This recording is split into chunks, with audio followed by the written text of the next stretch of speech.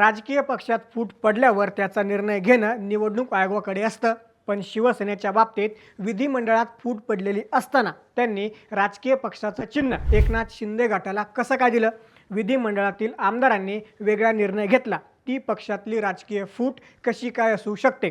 असे प्रश्न विचारत कपिल सिब्बलांनी सुप्रीम कोर्टात निवडणूक आयोगाला धारेवर धरलं. आज पुन्हा एकदा सुप्रीम कोर्टात शिवसेनेची सुनावणी पार पडली. आज पुन्हा एकदा उद्धव ठाकरे गटाचे वकील कपिल सिब्बलांनी जोरदार युक्तिवाद केला. आजच्या सुनावणीत त्यांनी निवडणूक आयोगाचे अक्षरशः वाभाडे काढले. तसंच एकनाथ शिंदेंनी स्वतःला 1999च्या घटनेनुसार मुख्य नेता बनवलं, पण त्या घटनेत मुख्य नेता हे पदच नाही.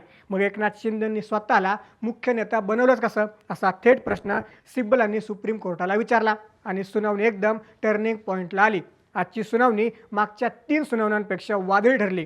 कपिल सिब्बलांनी आजच्या सुनावणीत पुन्हा एकदा निवडणूक आयोगाला टार्गेट केलं.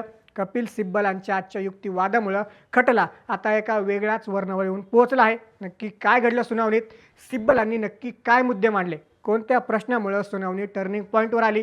जाणून घेऊया या व्हिडिओच्या माध्यमातून. पण त्याआधी सर्वात महत्त्वाचा प्रश्न, अंतिम सुनावणीत सुप्रीम कोर्ट कोणाच्या बाजूने निकाल देईल? उद्धव ठाकरे की एकनाथ शिंदे? आम्हाला कमेंट्समध्ये नक्की सांगा.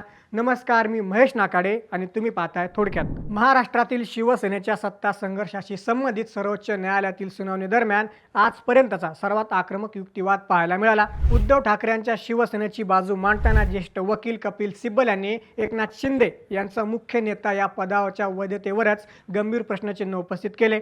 सिब्बल यांनी शिवसेनेच्या पक्ष घटनेतील तरतुदी, पक्षातील प्रत्यक्ष पडलेली फूट आणि निवडणूक आयोगाने घेतलेल्या निर्णयाच्या अधिकार क्षेत्रावर बोट ठेवत सुप्रीम कोर्टात जोरदार युक्तिवाद केला.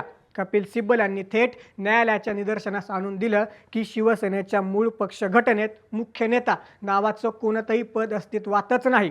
शिवसेनेच्या घटनेत फक्त शिवसेना प्रमुख आणि पक्षप्रमुख अशा पदांचा उल्लेख आहे. हिंदू हृदय सम्राट बाळासाहेब ठाकरे यांच्या निधनानंतर शिवसेनेत पक्षप्रमुख हे पद निर्माण करण्यात आलं होतं, परंतु मुख्य नेता हे पद पक्षाच्या 1999च्या घटनेत नसताना एकनाथ शिंदे यांनी स्वतःला या पदावर घोषित कसं केलं आणि ते कोणत्या आधारावर स्वतःला मुख्य नेता म्हणतात, असा थेट सवाल सिब्बल यांनी न्यायालयासमोर उपस्थित केला. यावेळी सिब्बल यांनी 1999मधील पक्षाच्या मूळ घटनेतील बदलांचा संदर्भ दिला. पक्षाच्या घटनेत नेमकी कोणती पदे आहेत आणि त्या पदांना काय अधिकार देण्यात आले आहेत, यावरूनच पक्षातील खरी अधिकारशाही निश्चित केली जाते. त्यामुळं नंतरच्या काळात निर्माण केलेल्या अनधिकृत पदांचा आधार घेऊन मूळ पक्ष घटनेतील तरतुदींना बगल देता येणार नाही, असा ठाम युक्तिवाद त्यांनी केला.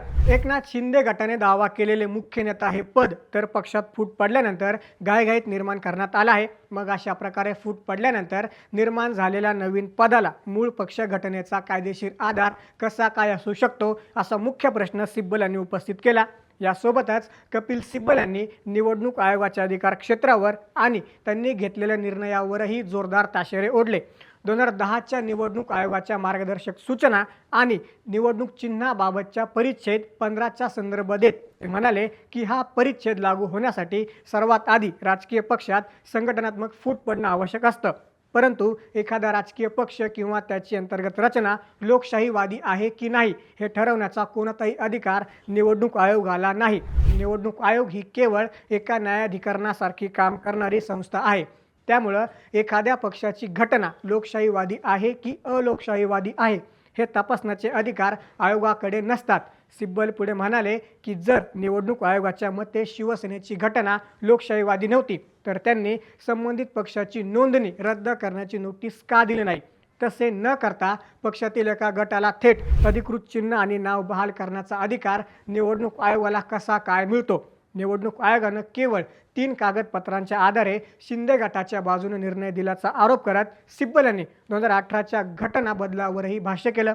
शिंदे गटानं 2018च्या पक्षातील घटना बदलावर आक्षेप घेतला होता. मात्र कपिल सिब्बल यांनी न्यायालयाच्या निदर्शनास आणून दिलं की जर 2018चा घटना बदल असंविधानिक मानला तर त्याच घटनेनुसार झालेली एकनाथ शिंदे यांची नियुक्तीसुद्धा घटनाविरोधी ठरते. मग 2018चा घटना बदल असंविधानिक कशी काय असू शकते?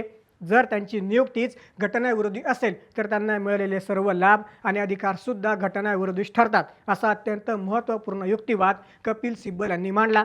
यामुळे आजची सुनावणी अत्यंत वादळी ठरली असून खटला एका अत्यंत महत्त्वाच्या वळणावर आला आहे. कपिल सिब्बल यांच्या युक्तिवादाबद्दल तुम्हाला काय वाटतं? एकनाथ शिंदेंच्या हातून शिवसेना निसटेल का? आम्हाला कमेंट्समध्ये नक्की सांगा.